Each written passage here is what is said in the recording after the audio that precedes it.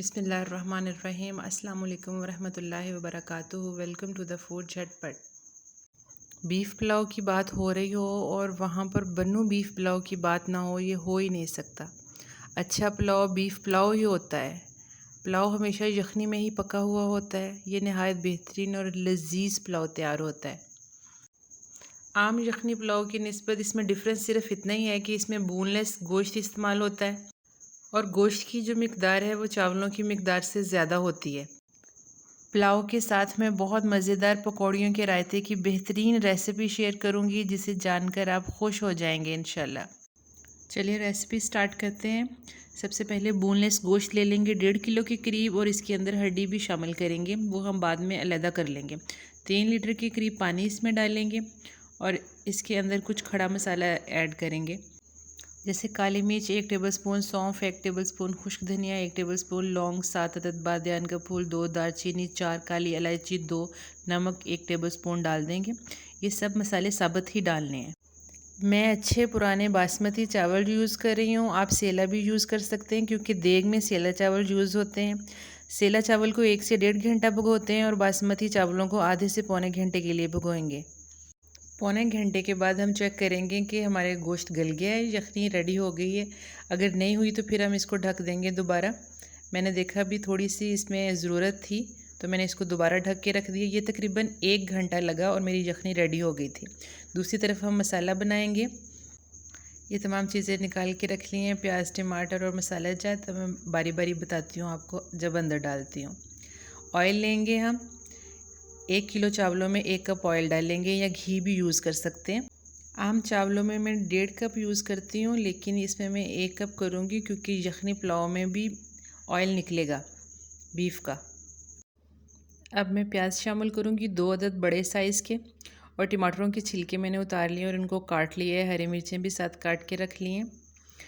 तो अब 2 प्याज मैं इसमें शामिल करूँगी। इसको गोल्डन ब्राउन करेंगे, ज़्यादा डार्क ब्राउन नहीं करेंगे। जब प्याज गोल्डन ब्राउन हो जाए तब हम पाउडर मसाला जार डालेंगे, जिसमें हम तेज़पात लेंगे 2 अदद, इमली डालेंगे, खुश्क धनिया लेंगे 1 टेबलस्पून, सफ़ेद ज़ीरा लेंगे 1 टेबलस्पून, सुर्ख मिर्च का पाउडर लेंगे 1 टेबलस्पून, नमक हम हस्ब ज़रूरत डालेंगे।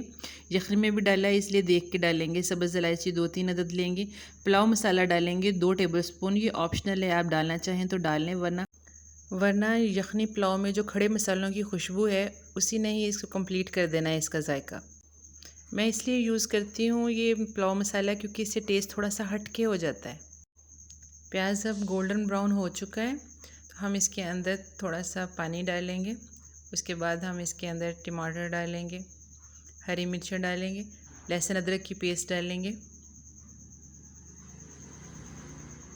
और इसकी भुनाई करेंगे अच्छी तरह। और ये तमाम पाउडर मसाला जात भी इसके अंदर ऐड कर देंगे।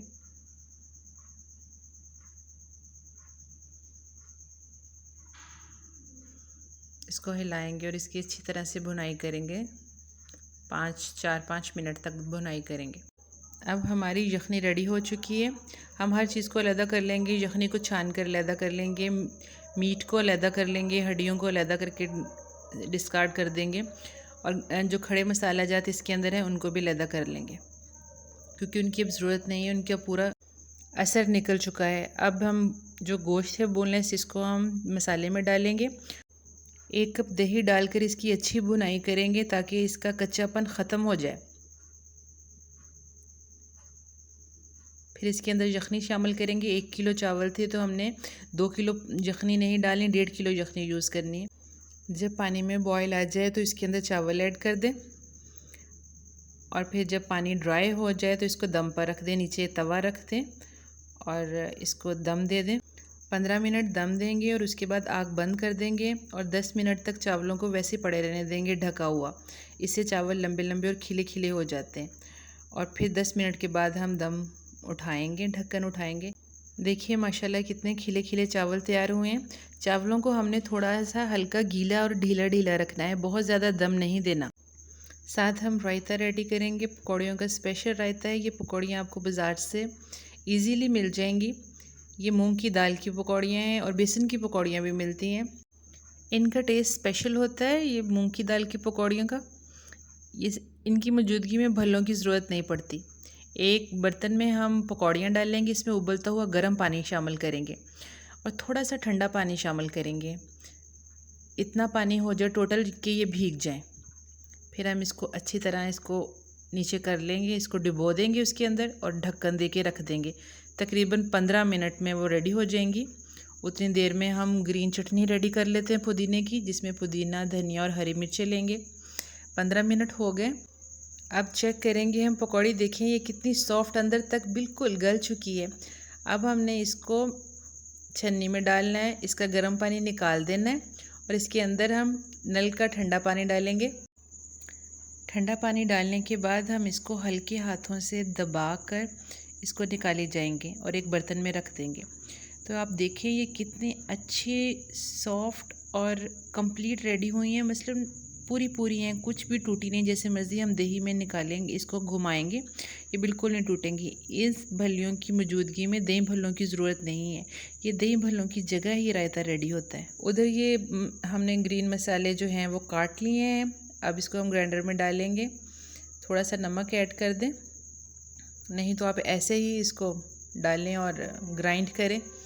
चटनी तैयार है।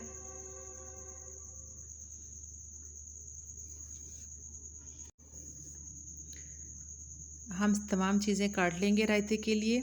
जैसे आलू भी हमने उबाल के काट लिए, प्याज को भी बारीक बारीक काट लिया और टमाटर भी काट के रख लिए, छील कर काट के रख लिए।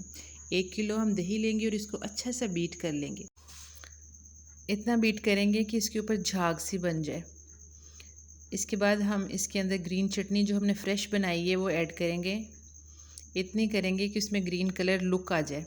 जैसे 2 टेबलस्पून हम इसमें शामिल कर लेंगे। इसे मिक्स करेंगे, नमक का लेवल चेक करेंगे, थोड़ा सा चाट मसाला रेडी करेंगे, इसको थोड़ा सा चटपटा बनाएंगे। वैसे ये ऑप्शनल है, चाट मसाला ना भी ऐड करें, ग्रीन चटनी इसको कंप्लीट कर देगी। नमक, बस नमक का लेवल चेक कर लें, नमक पूरा होना चाहिए, ज़्यादा नहीं होना चाहिए। प्याज डालेंगे हम चॉप करके, बारीक चॉप करके, एक बड़े साइज़ का। आलू डाल देंगे 2 से 3 अदद और उसके बाद तमाम पकौड़ियाँ ऐड कर देंगे इसके अंदर। मिक्सचर जो है वो बहुत ज़्यादा भरमार नहीं कर देनी चीज़ों की, थोड़ा लिक्विड ही सा अच्छा लगता है। अब ये देखिए माशाल्लाह से रेडी है। हम इसको डिश आउट करेंगे, इसको टमाटर से, हरी मिर्चों से डेकोरेट करेंगे। आप वीडियो में देख सकते हैं कि पुलाव के चावल कैसे खिले खिले तैयार हुए हैं। अगर आप चाहते हैं कि आपका पुलाव ऐसे ही तैयार हो तो आपने वीडियो को स्टेप बाय स्टेप फॉलो करना है। रेसिपी पसंद आए तो वीडियो को लाइक और कमेंट करना ना भूलिएगा। अब इजाज़त दीजिए, अल्लाह हाफिज़। Thanks for watching.